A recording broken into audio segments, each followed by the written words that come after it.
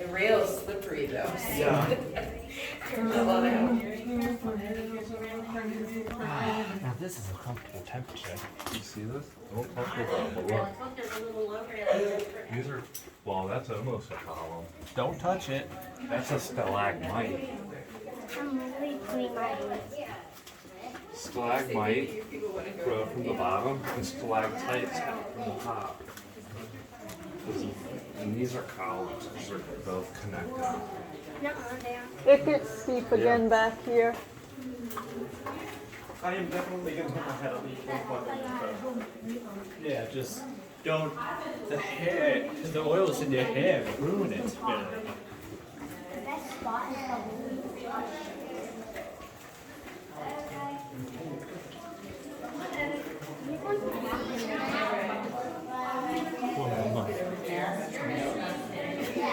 Oh, I thought Billy left her behind.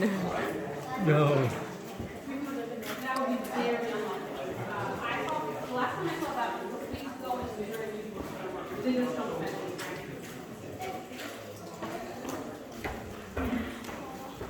You were expecting to do it.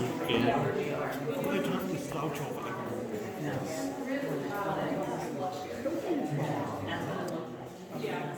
We have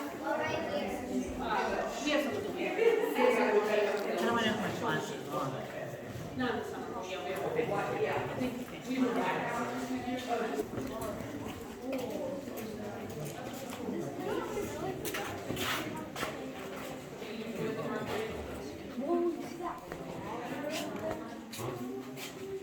That's water.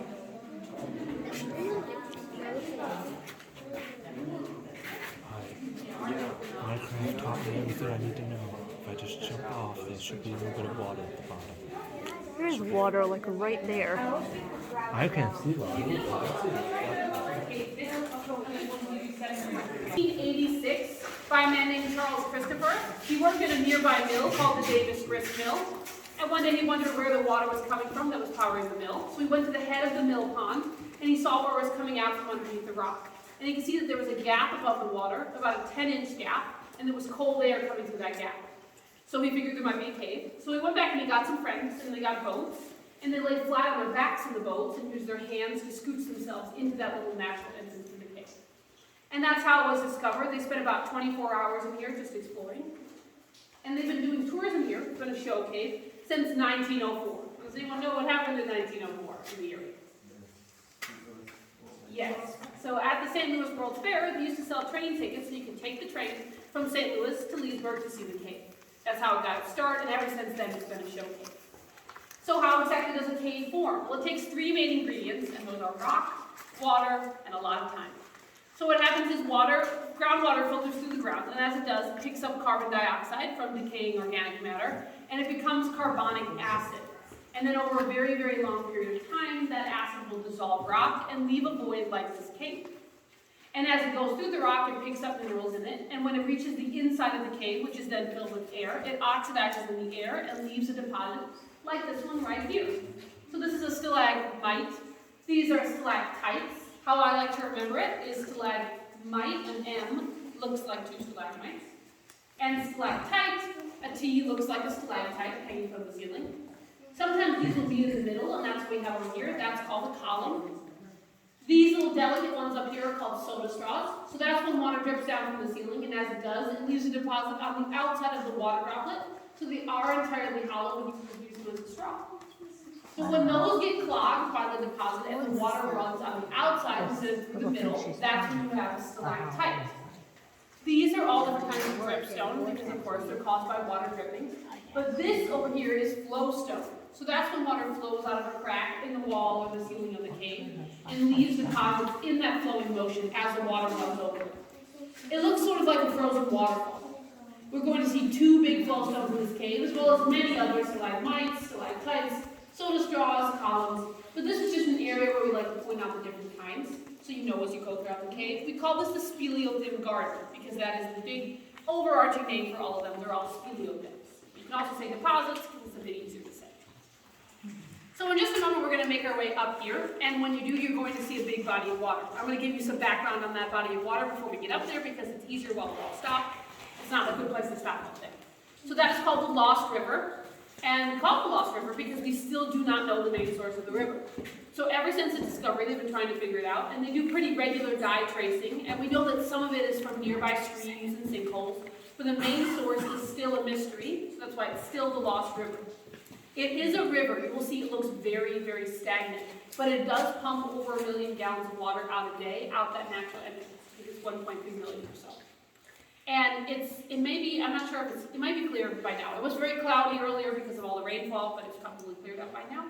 And it ranges from about 3 to 12 feet in depth. Some animals you may see in the river. We do have fish. We see those occasionally. They're basically just fish that swim up in the river and swim back out. They don't really live here. We do have cave crayfish, and they're very common in the river. They're like regular crayfish, except they're paler, they have less pigmentation, and they're mostly blind. So like most cave-adapted animals, they don't really need much sight or much pigmentation because there's no light in there. So those are pretty common in the river. They also make those holes on the banks of the river. So you might see some of those during the tour. Do we have any questions about the cave history, cave formations?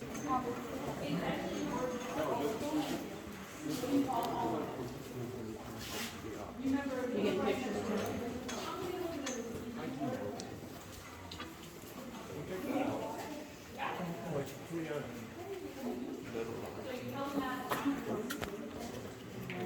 Watch your head right here. Is it low?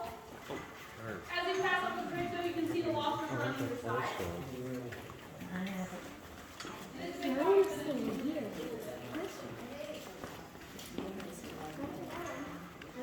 My head's with that sound.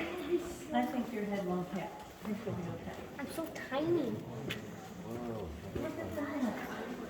This is the Lost River, by the way. See, do you see fish or anything? Nope. That really Okay.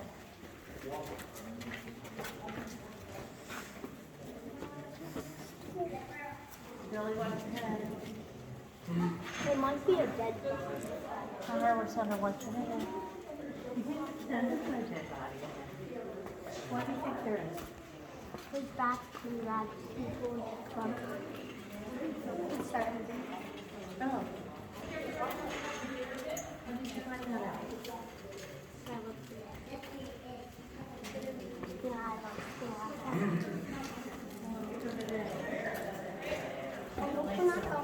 There. That's the time. I have no idea. Stay closer, Tucker.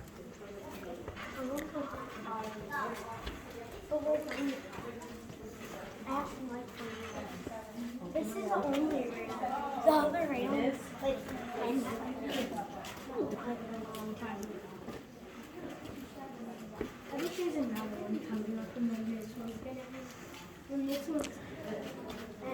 How big is it? Jesus. I did this for the very first time. Darren did it twice. This is my first time. Watch your head, watch your step. Oh boy. Why do you I'm need gonna have to watch switch your- hands. Watch your head. Hey, I Something don't. low. I don't need to watch my step. You don't want to fall down. This is cement and you'll get a skin mark. How would I fall? Why is it? How is there fire? Oh, look at that. Watch your head. Watch your head. How long is this rail? I don't know. This one just started.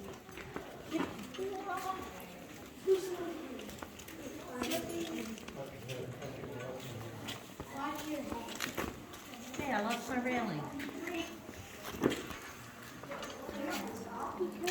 I did, yeah. That's okay. It doesn't have to be wet and slipping for me to fall down. I am.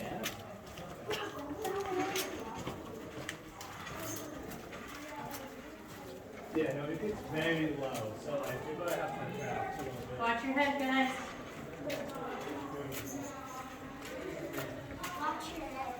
Okay, watch your head, everybody. Pass it back. Why is it two? Hey, behind you is Carter and Tiger behind you. Carter, Tiger, come here. Papa, take our picture. Spin around, Bobby. Okay. Okay, how'd you get a sweater? Is Nana freezing? Look, it looks like a It does. Oh my gosh, look how low it is here, guys. Sure. Okay, you too. Ooh, this one's really low, guys. Watch your head. Let me see. I think you're okay, Kai. Yeah, you're good, Kai.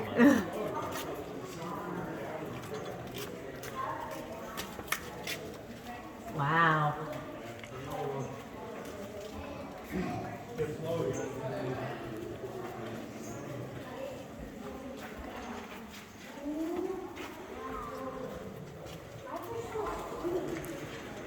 Looks like there's this face up there. Look at that.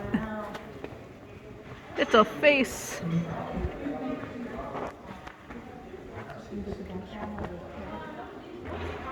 Look, it looks like a face. There's a salad.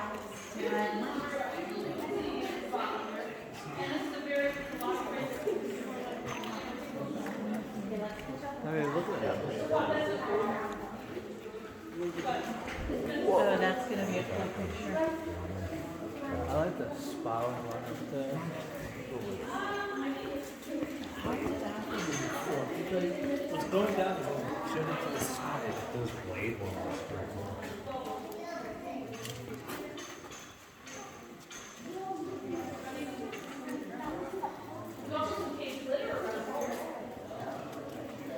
Yes, if you look up on the ceiling over here, you can see some cave glitter. It's a bacteria that grows here in the cave that's hydrophobic, so water droplets will cling to it instead of being absorbed by it. So that sparkle you see is water droplets on bacteria. Some kids have so much, yeah, it's good looking. It would have cooled a lot of people. All right, so we're gonna make our way over here. Now you're gonna wash your head on this right here. We call this one head, not a rock. Wash your head.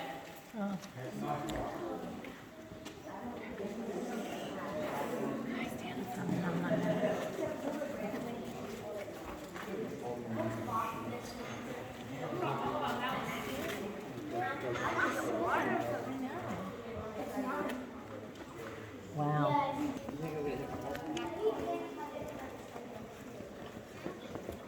Oh, sweetie. Right here, baby. Can't see anything down there.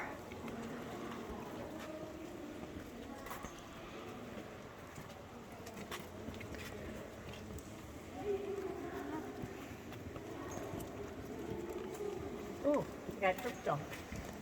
Did you get dripped on, Kai? I know, look at that white stuff. Wow, look how big this cavern is.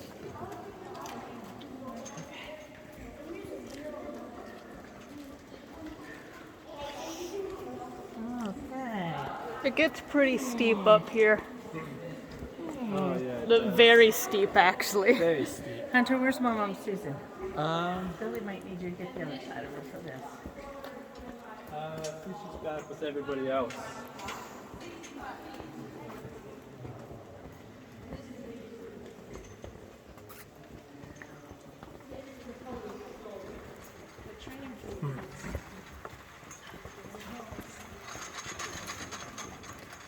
Look how high we're gonna go. Oh my goodness. We were down there. But Someone take me.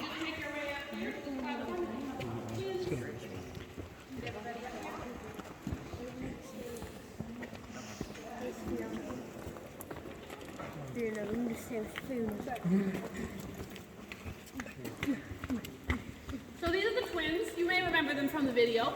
The twins are two massive stalagmites. They are some of the biggest stalagmites in the cave. The one on the left is about 14 feet tall. And as you can see, they are not identical twins. This one here, like I said, is bigger than the other one. It's bigger, it's shinier, it's got this glossy, bright look to it. And that's because this one is still active.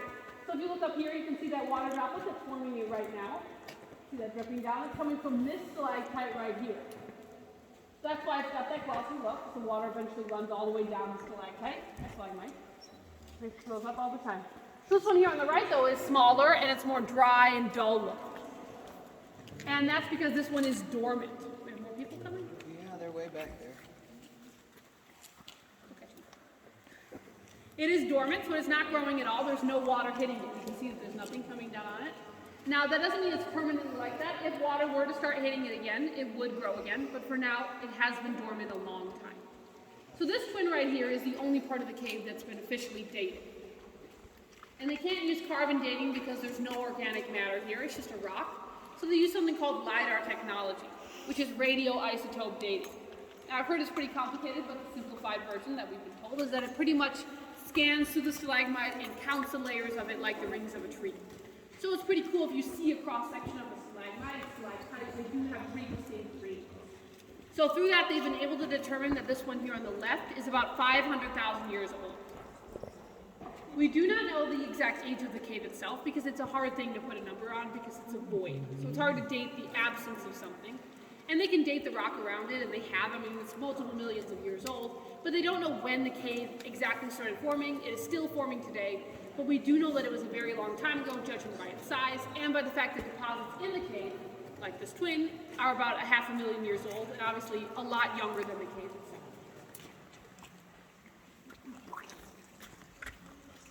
They went the wrong way, it looks like.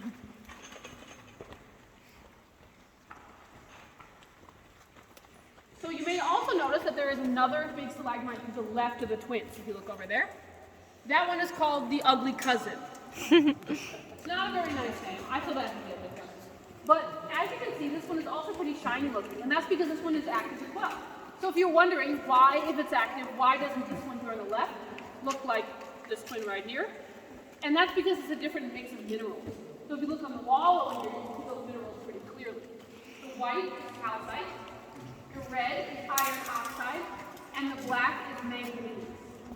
And sometimes, like on this wall, they get deposited very separately in these nice stripes of color, and you can really tell the difference. But sometimes they're more muddy together, and that's what we have going on here with the cousin.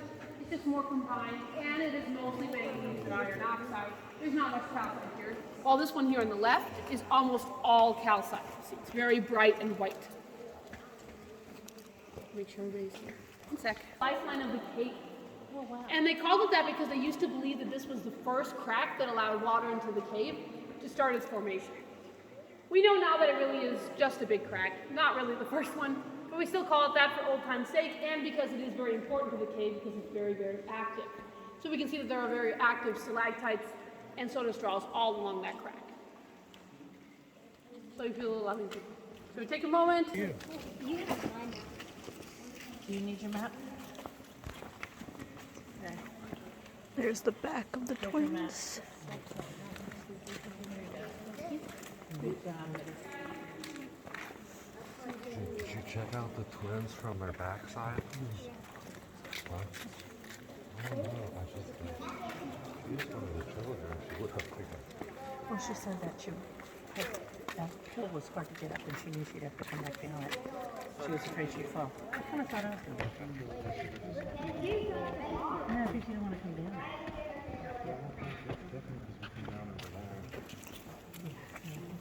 It's not the same as sitting on a rack. Did they call Yeah. We missed them. It's like way back.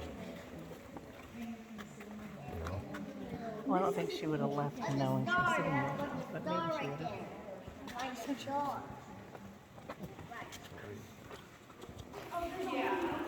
Like you saying, if I blast dubstep in here, it just caused all the bands to go ballistic. Enjoy. They'd be like, I love dubstep, and they'd just start like flying randomly, hitting walls and stuff.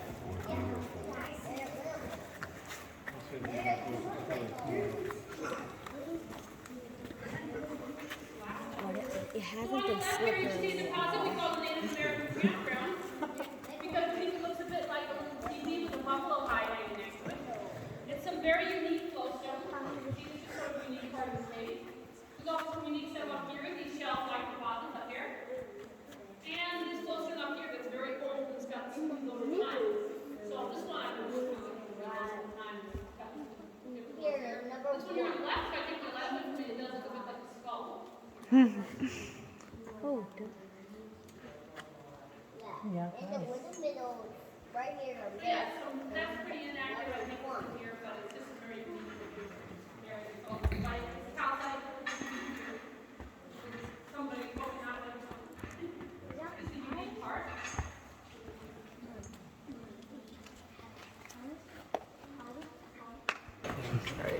Now we can get a better view of this area. Yeah, the teepee. I don't remember where the teepee was. Look at all that. Here.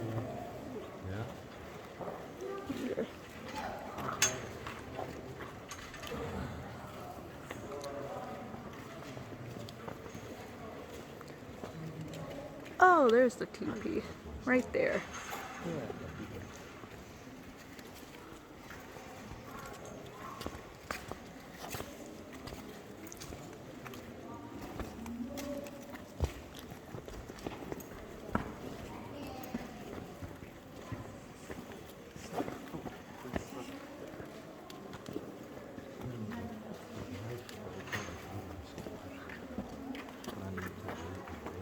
So if you're looking for that waterfall, if you look down here, by this little stalagmite with things up, you may be able to see it. It is hard to spot as it's about 6 inches tall.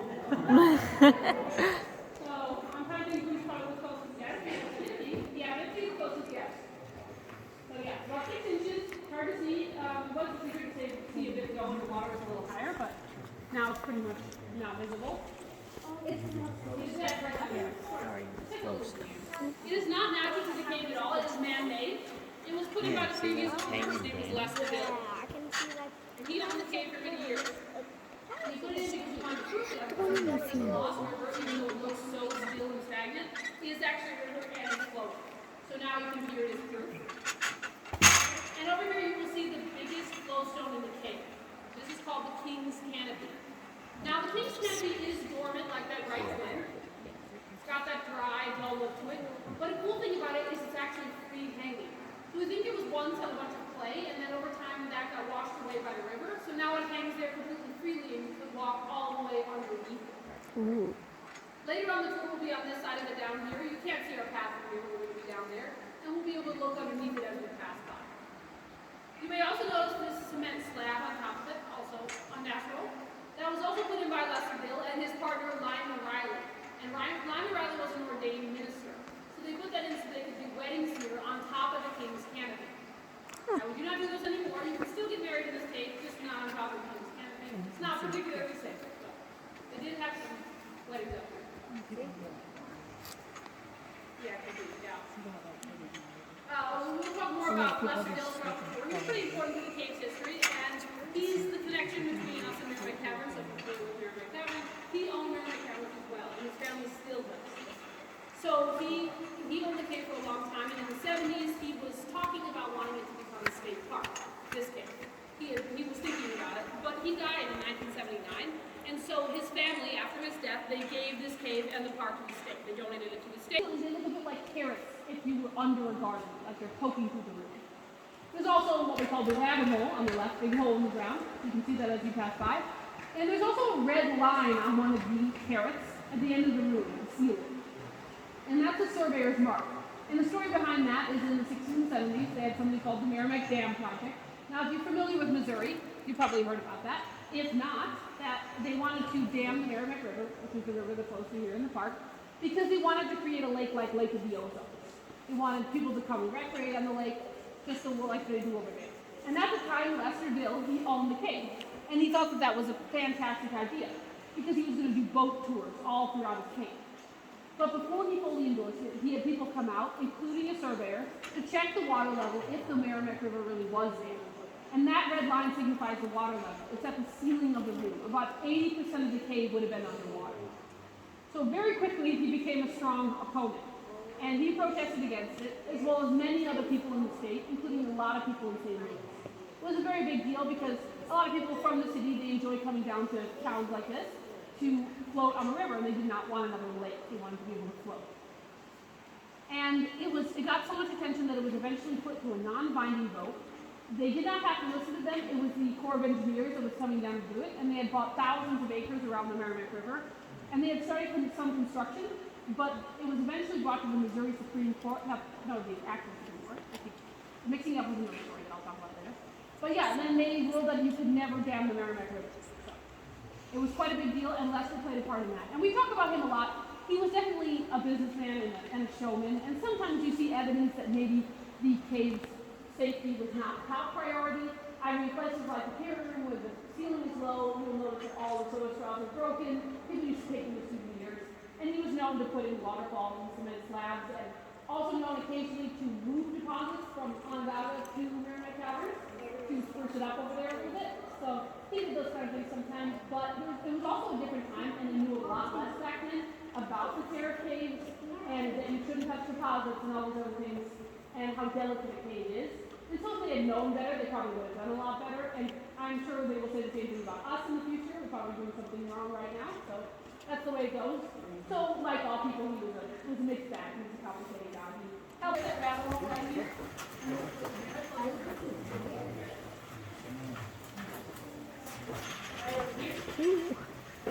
Almost lost my footing. So as you pass by, kind of light it on that red line, so you can see where the water level is again in this cave. As the river vegetation.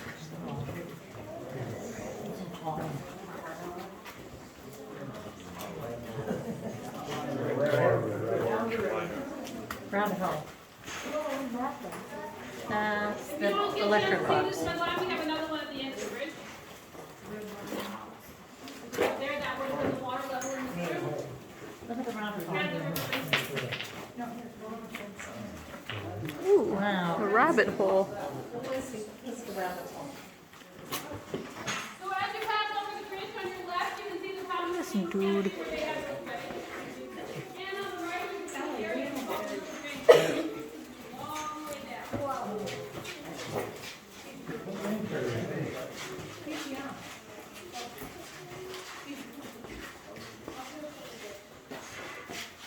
There's also another red line right here, so we can see the first one, you can see the second one. Signifies the same thing.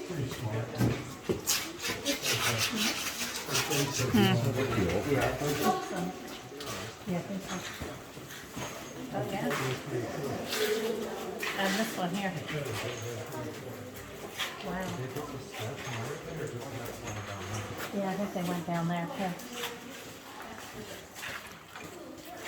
We're going to pass into the next room, and so please watch ahead. And when we get into the next room, some lit up boxes on your left. Inside those boxes are some very old bones. So if you want to take a look at those bones, and we'll go to make our next stop, and give me your best guess as to what kind of bones they are.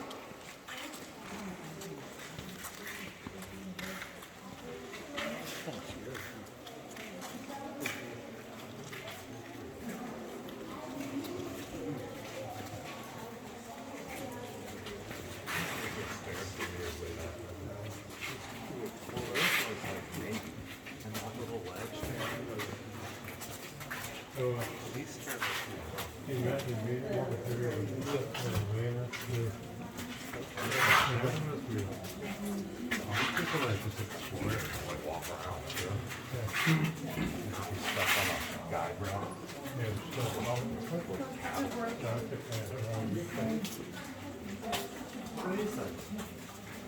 Ooh, look at this. Looks cool.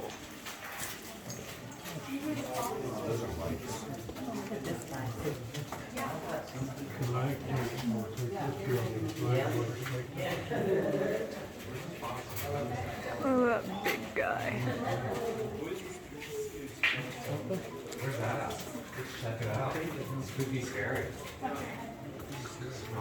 these actually connected together from working on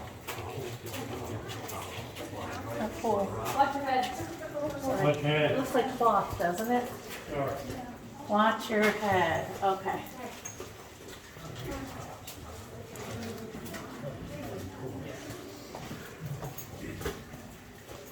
Hey.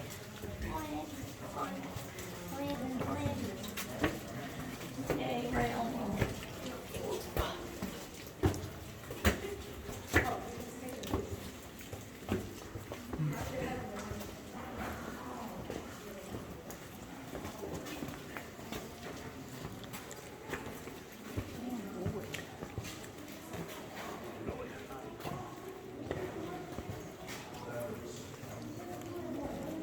Hey, you gotta guess what the bones were. Ooh, there's old bones in here. There's bones in there? Yeah. Huh. They look pretty big. It's kind of hard to see. Can I see the bones? In that box. There's bones. And there's bones in this box too, maybe.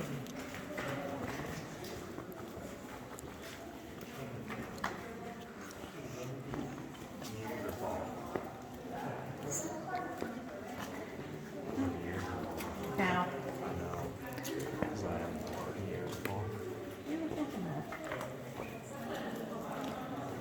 That's like a leg bone right there. Either an animal or human. A femur.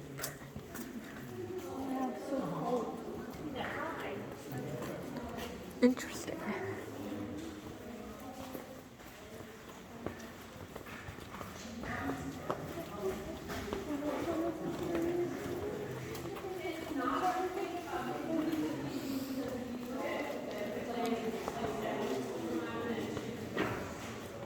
That's a cool picture.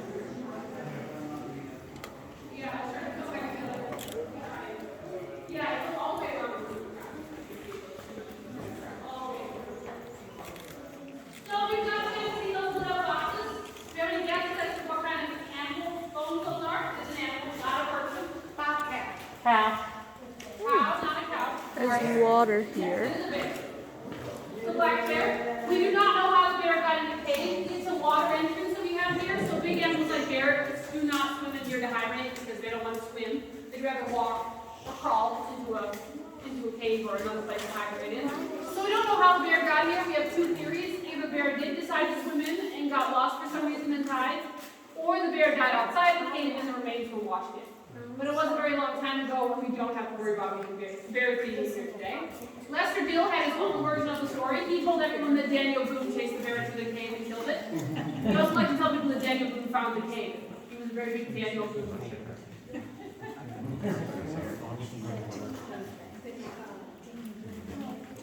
Do we have any questions before we move on to the next room? We need to find the honey jars. That's where the hiding bears. I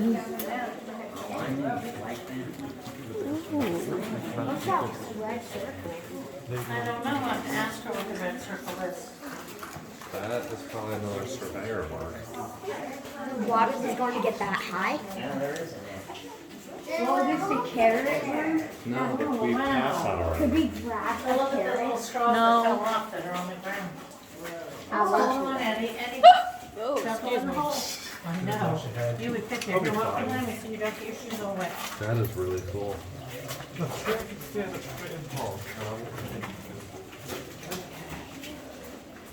look at all this. Oh, look at that thing. That looks like a, I don't know, 3 wise men. But there's only 2 of them. The two wise men. One of them got lost.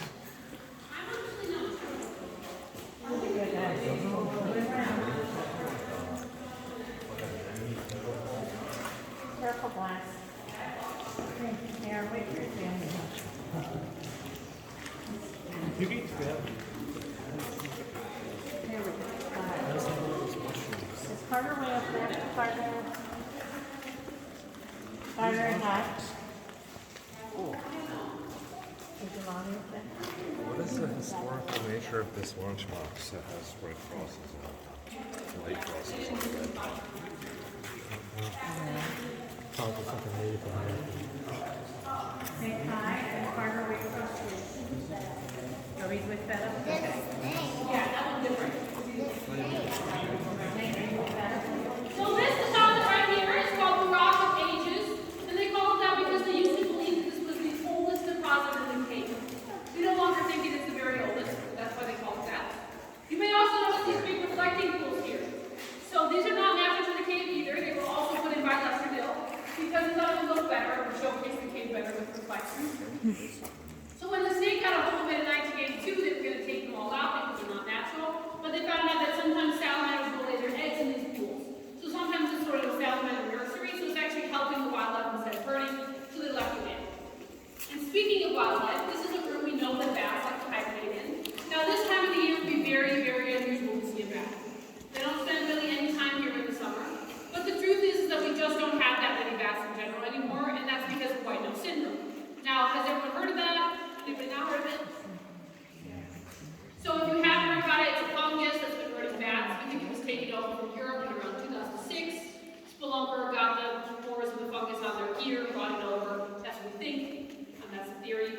And so ever since then, it's been spreading all over the country. And how it hurts them is bats like ours, like I said, are fair weather bats. We don't see them here in the summer because they spend all their time outside catching insects. But in the winter, they hibernate in this cave. And you know that when an animal hibernates, their metabolism slows way down, they don't need to eat. But this fungus will grow on them while they're sleeping. And it makes them very agitated and itchy. And they'll wake up and scratch themselves. And if they wake up enough, their metabolism speeds back up. And they get hungry and they fly out of the cave to look for food, not knowing that it's the middle of the winter and they have nothing to eat. So sadly, most of those bats will die of starvation or exposure to being out in the cold. It's been really bad for our cave. It came to our cave in 2014. The year before, we did a bat survey. We do them every 2 years. And we had 891 bats. Then the fungus came, and last year we had 27. So we've lost almost all of them. It's a very big problem. And it's bad for the environment in general because bats are pollinators, and so a lot of plants don't get pollinated. And they're a really important part of the food chain. They eat a lot of insects at night. So without them, there are a lot more mosquitoes, other flying insects in the summer. We do think that they're starting to get a bit better, that they're gaining some immunity. We had more last year than the year, 2 years prior to that. I think we had about 18 before that. But they can't replenish their populations quickly because they have about 1 pup a year. So it's very slow going. And I mean, there's not really a treatment for it at this point, but the main thing that you can do to help is make sure that you don't visit a cave like ours that has white nose, and then visit a cave that does not, without first washing your shoes, washing your gear, because you will spread the fungus and the spores. So be careful of that. And we also like to clear up some bat myths sometimes. Bats are not blind. That's a myth. We do not have vampire bats. That's not a problem here. They're just regular bats. And you're not any more likely to get rabies from a bat as you are from any other mammal. So you're just as likely to get rabies from one of these squirrels out in the park as you are from a bat down here. The only mammal around here that you cannot get rabies from is a possum. Now there's no increased likelihood of bats. So that's sort of our bat situation. You may have also noticed when you came into this room that it seems to go back a ways over there. It's dark around that corner. And that's because there is another section of the cave back there that we don't tour. And it's sort of behind that, it's sort of like the bill of a man named Bob from Onondaga. We did tours all throughout here, Bob Bradford. And there was a man who owned land back there above us, and we saw in the cave before he'd been. His name was also Bob. I think it was Bob Bob. Okay. And one day he discovered that the cave was partially under his land, so he figured it was partially his cave. So he went into the big room with the twins. He put a big barbed wire fence in the middle of the room. He blasted open his own entrance over there, and he started doing his own separate tours. And he called them Missouri Catholics. And for about 20 years, we had separate tours here at the cave. And they would pretty frequently meet at the fence. And the tour guides would encourage them to throw mud at each other over the fence. They called it the Cave Wars, or the Battle of the Bobs. While it was happening, it was brought to the Missouri Supreme Court, and they ruled that if you own a piece of land in Missouri, you own that land all the way to the core of the earth. So if you live in Missouri and you find a cave on your land, that is your cave. And you're welcome to do whatever you'd like to. Also, while that was happening, Harry Truman came down and took a tour, and the story goes that they took separate, him and his opponent took separate tours. The opponent was also there during the election, and they met at the fence and had a presidential debate in the cave. Eventually it ended when Missouri Catholic Bob died, and the people who owned Onondaga bought up the rest of the land. We don't tour back there because it was never a part of the original Onondaga tour, so it would be hard to integrate through our loop. And I've been back there, it's pretty cool, but it's not maybe as exciting as the rest of the cave. There are no big formations of this size. The ceiling is...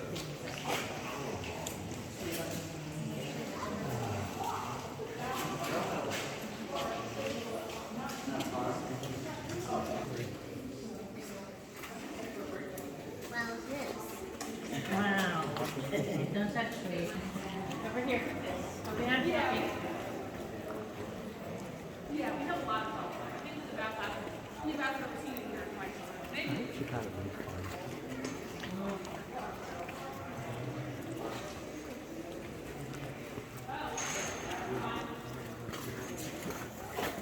Ooh, kind of steep here.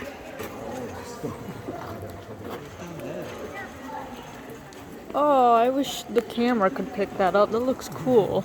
My camera can pick all the stuff up. Mine can't. Joy of technology.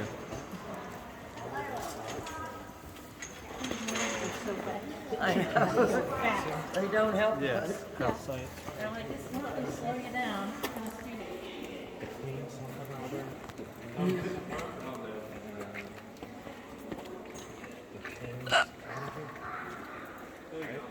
Okay, where's the other rail? It's kind of. Hey, Make a requirement. my hands don't have to back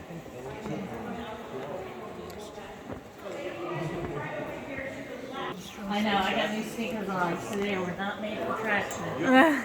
Yeah, my shoes weren't really made for traction either. They were made for running. Imagine if this wasn't roughed up at all.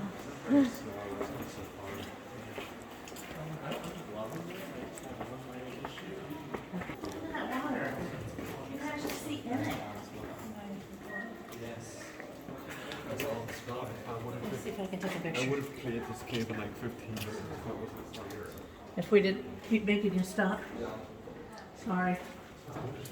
You could have done a 15-minute tour.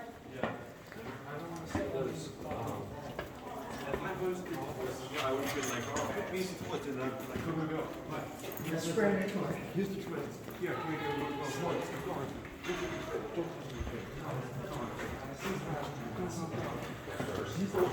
Come on, let's go. There is somebody who does tours like that. That would be a fun That would be a bad YouTube tour. tour of this cave. If I did it, I'd make it like really expensive, really fast. That way. Sure. Thank you.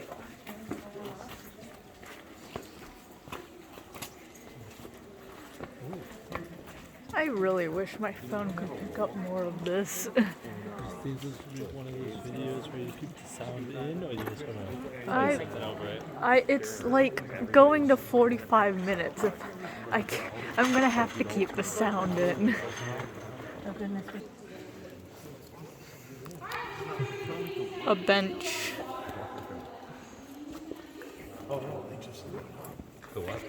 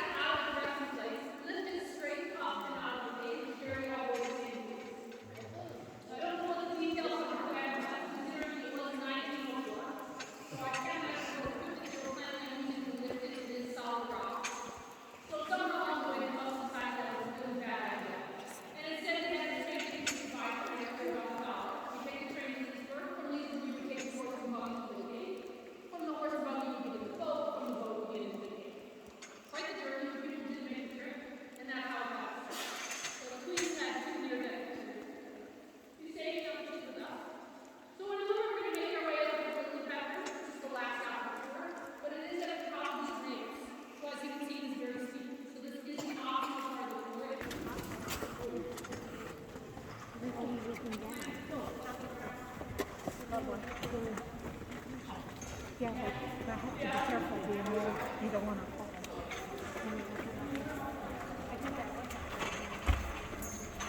Josh.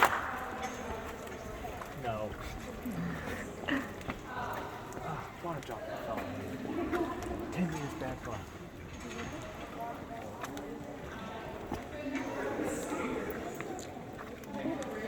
Got a water droplet.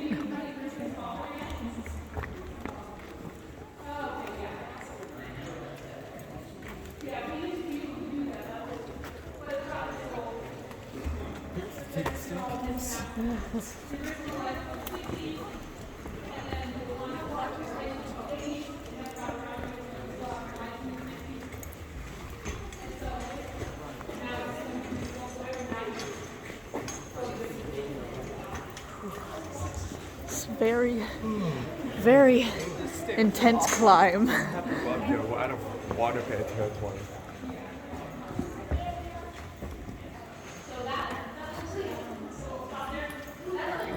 Fine, I don't mind. I'm also getting photos.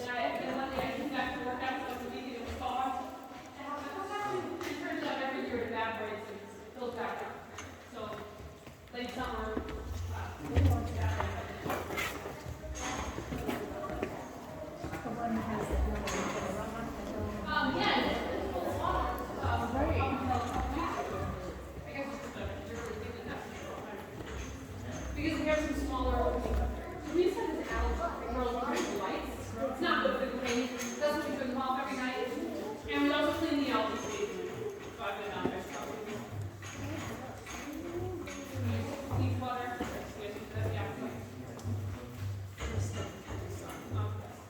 So just so we're going to make our way up to the lily pad rooms, but I have to tell you about it now because it is a small room. There's no way we'll all fit in there at once. So the lily pad room is very rare. The only other cave in which many lily pads is in New Zealand. So it's a very rare thing. How a lily pad forms is a stalagmite forms. For whatever reason, water comes in around it. Then as the water from the ceiling continues to drip on top of the stalagmite, it splashes out in that new water and starts to release deposits with the splash. So eventually you get this plate-like lily pad shape. The water up there is not connected to the lost river at all. It is totally stagnant water, but it is natural. There are two lily pad rooms. The second one is called the candlestick room because the stalagmites on the lily pad is a bit like candles. It is also significantly warmer. It's warmer here, and it'll be much warmer up there, and that's because we're very close to the surface here. We're about 20 to 30 feet below the surface, and we have some small cracks that allow air in that warm it up here. None of them we can really see through, but that's why it is so warm up here.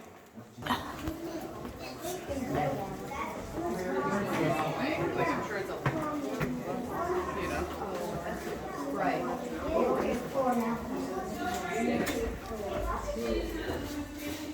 What if this was all fake? Like if you touched it, it was paper.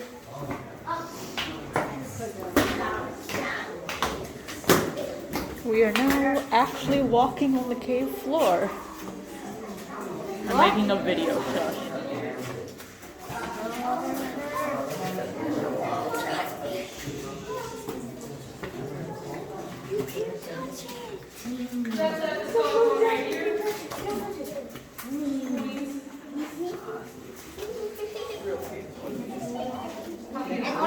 Water.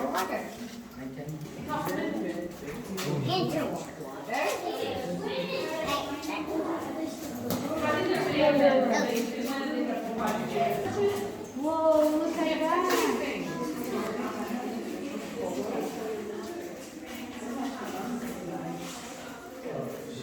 You see that? Look at it.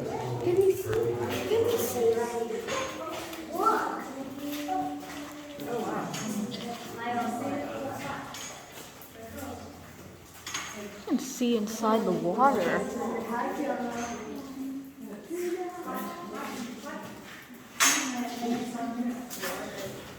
Whoa, I was so good.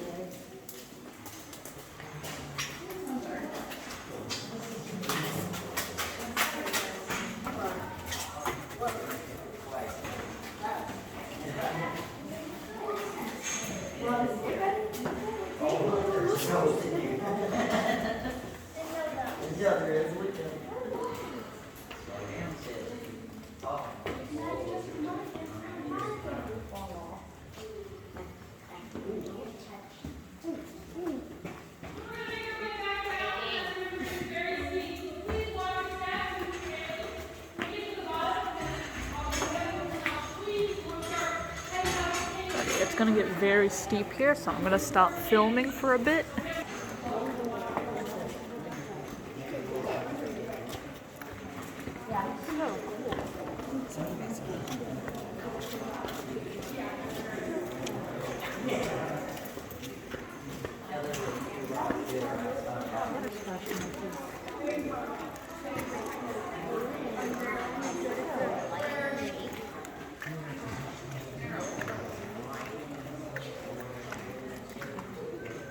we are currently exiting the cave, and we are coming back the way we did before. We had one with a chicken. That one is pretty cool. Yeah, the ones that you can hear and the ones that look like maybe version of it that are super loud.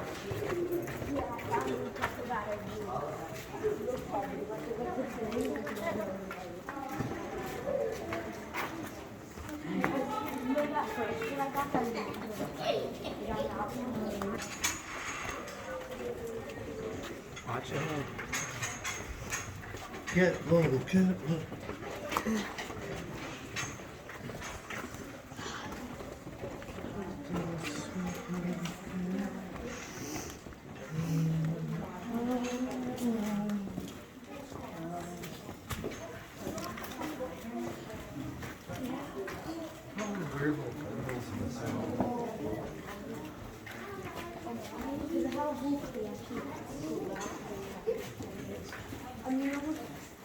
Alrighty, everybody, we are about to reach the end of the cave. Thank you all for watching. I will see you all next video. Bye!